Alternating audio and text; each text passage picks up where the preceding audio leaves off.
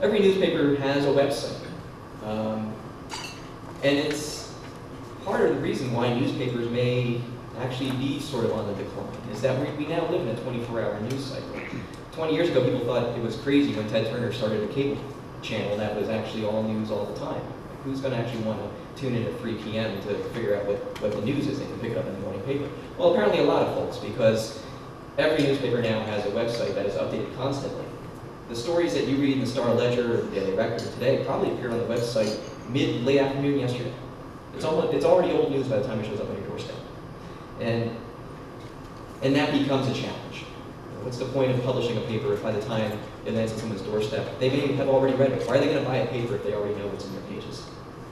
And as I said before, is this going to bring us back to a return to the early days of the Republic, when newspapers, by and large, were necessarily bought and paid for organs of political parties? As a Democrat, certainly I wouldn't mind if if all this banter about the left-leaning media were true. That helps me out editorially.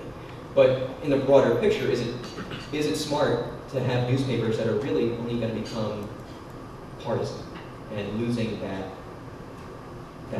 nonpartisan centrist view that they're there to report the story and not actually tell people what they should be thinking, let people make up their own minds?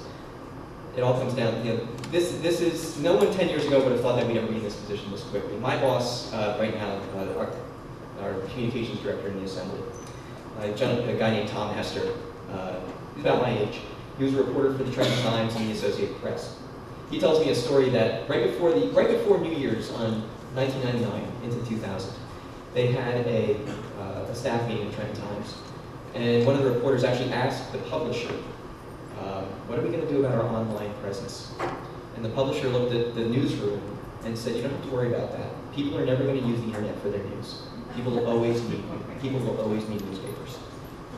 And then Craigslist came along, and people could, instead of paying $5 or $10 to sell their car in the local newspaper, that's how the newspaper got their money, people could post everything for free.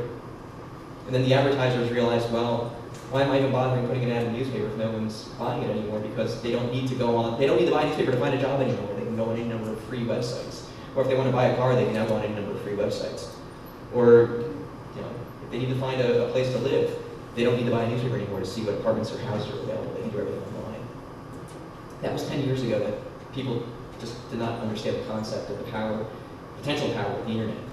And it was that lack of forward thinking that has really got us to this point now, where anyone who's a journalism student is probably wondering, what's it going to be like for me in 10 years? Am I studying a craft that in 10 years is going to be obsolete?